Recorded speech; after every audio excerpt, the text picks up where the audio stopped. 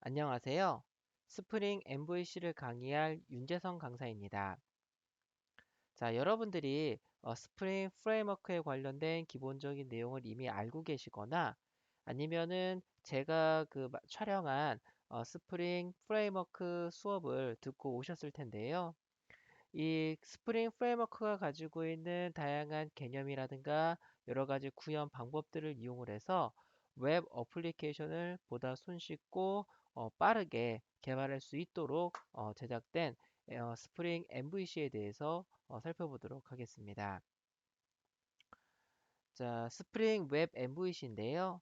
자, 스프링 웹 MVC는 서블릿 API, 즉 자바를 가지고 웹 어플리케이션을 개발하는 서블릿 JSP를 의미를 합니다. 서블릿 API를 기반으로 만들어진 웹 프레임워크입니다. 즉, 스프링이 가지고 있는 다양한 기능들을 이용을 해서 웹 어플리케이션을 개발할 수 있도록 만들어진 웹 프레임워크입니다. 공식 이름은 스프링 웹 MVC지만 스프링 MVC라는 이름을 더 많이 사용을 하고 있습니다. 이 스프링 MVC라는 이름을 다른 일반적으로 그냥 개발자들 사이에서 사용하는 줄임말이나 은어나 이런 게 아니고요. 스프링 자체에서도 스프링 웹 MVC라는 용어도 쓰지만 스프링 MVC라는 용어도 사용을 하고 있습니다. 그래서 스프링 MVC라는 용어가 나오면 이거는 웹 어플리케이션을 개발하기 위한 프레임워크구나 라고 생각을 해주시면 되시겠습니다. 자, 스프링 MVC에는 웹 어플리케이션 개발을 위한 다양한 라이브러리가 포함되어져 있기 때문에요. 여러분들이 그 서블릿 JSP 개발하시다 보시면 느끼시겠지만 파라미터를 받아오는 작업을 한다라든가 아니면 세션으로부터 뭔가 데이터를 가져온다라든가 이런 어떠한 반복적인 작업을 많이 하게 되는데요. 이 웹 어플리케이션을 개발할 때 사용하는 반복적인 작업을 개발자가 직접 하지 않고 이러한 반복적인 작업이 다 되어져 있는 라이브러리를 제공하고 있기 때문에요. 상당히 이 반복적인 작업을 상당히 줄일 수가 있기 때문에 프로젝트 수행의 생산성과 유지 보수성을 높일 수 있다는 장점을 가지고 있습니다. 즉 개발하는데 한 달, 두 달 걸리는 프로젝트를 2주, 3주 만에 이제 끝낼 수 있는 그런 생산성을 아주 높일 수 있는 그런 프레임워크가 스프링 MVC가 되겠습니다. 여러분들이 전에 스프링을 써보셨겠지만요. 개념이 조금 어렵습니다. 개념이 조금 어렵긴 하지만 해당 개념에 대해서 여러분들이 잘 알고 계시고 사용을 하시게 되시면 코드는 굉장히 짧고 그리고 나중에 뭔가 변경됐을 때 수정할 부분이 굉장히 적어진다라는 장점을 가지고 있게 되겠죠. 그러한 장점을 그대로 가져가면서 웹 어플리케이션을 개발할 수 있는 게 바로 스프링 MVC라고 보시면 되시겠습니다. 자, 스프링 프레임워크에서 제공되는 다양한 기능들을 다 갖다 놓고요. 거기다가 웹 어플리케이션을 개발하기 위한 기능을 포함한 게 스프링 MVC가 되겠습니다.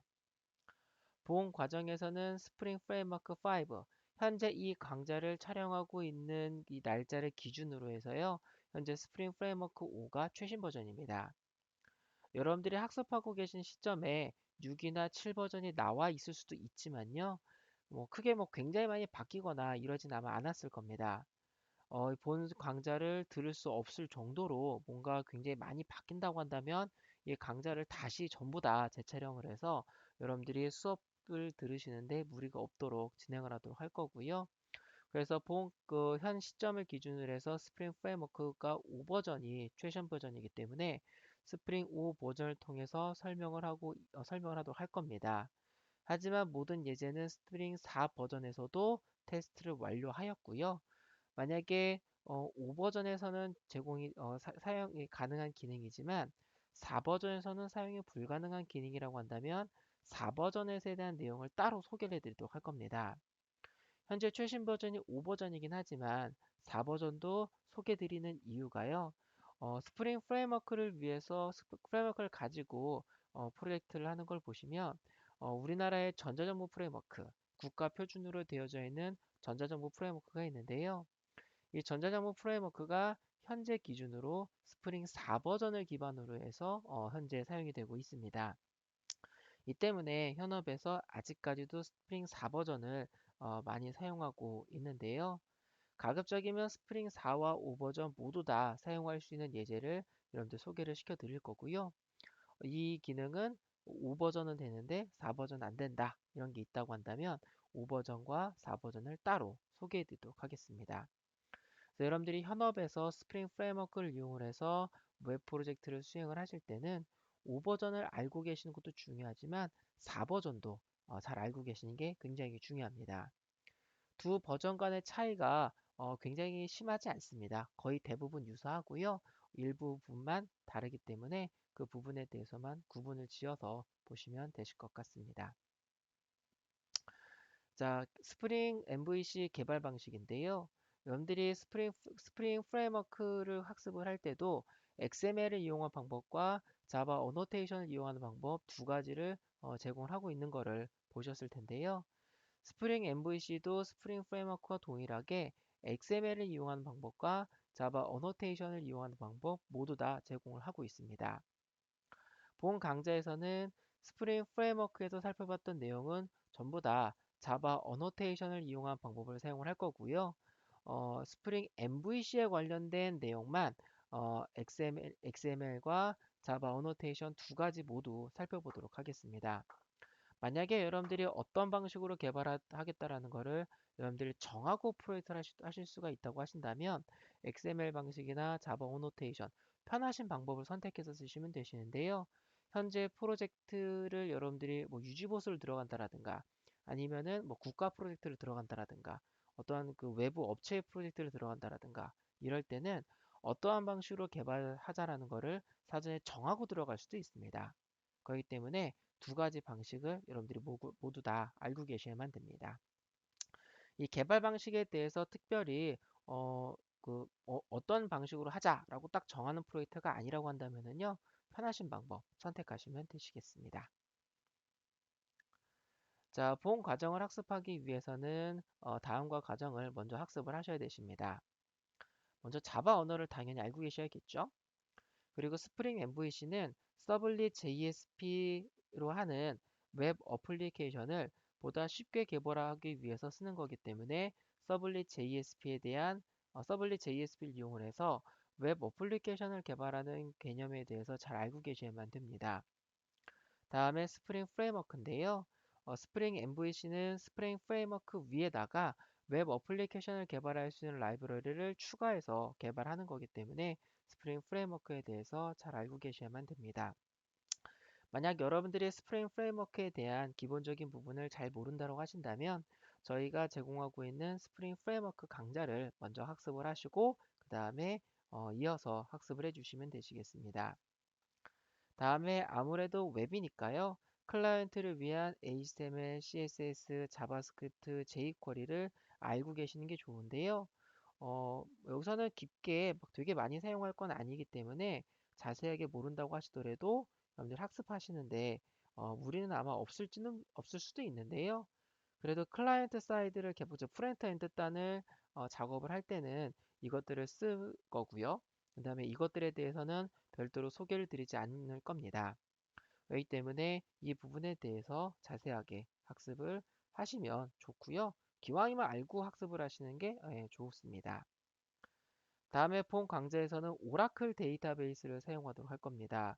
오라클 데이터베이스 같은 경우에는 나중에 이제 후반부에 웹 어플리케이션을 개발할 때는 반드시 데이터베이스를 써야 되기 때문에 데이터베이스 쓸 건데요. 본 강좌에서는 오라클 데이터베이스를 사용하도록 할 겁니다. 오라클 데이터베이스에서 익숙하지 않는다고 하더라도요. 설치 과정부터 사용하는 방법까지 강좌에 다 담을 겁니다.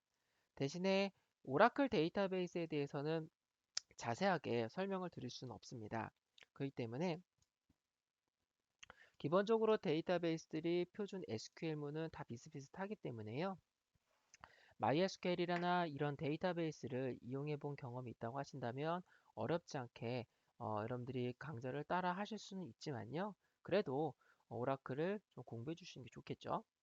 오라클에 대해서 자세하게 모른다고 하더라도 강좌를 학습하시는 데는 크게 무리가 되진 않을 텐데요. 하지만 데이터베이스를 하나도 모른다. 난 하나도 써본 적이 없다고 하신다면은 학습하시는 데 좀 어려우실 겁니다.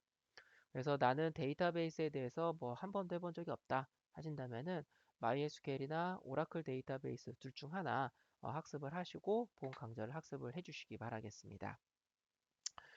여기에 있는 것들은 전부 다 웹 개발할 때 반드시 알아야 될 부분이기 때문에요. 필수적으로 꼭 학습을 해주시기 바라겠습니다. 자, 본 강의는요, 윈도우 10 버전을 기반으로 해서 수업을 진행하도록 할 겁니다. 그리고 다른 OS에 대해서는 따로 소개를 하진 않도록 할 건데요. 그래도 상관없는 게 개발 안정 구축 부분은 약간 다르고요. 그 외의 내용은 다 똑같습니다. 그렇기 때문에 다른 OS에 대해서는 소개드리지 않도록 하도록 하겠습니다. 만약에 다른 OS에 대해서 조금 궁금한 점이 있다고 하신다면요. 여러분들이 질의응답을 통해서 질문을 주시면 제가 답변을 드리도록 하겠습니다.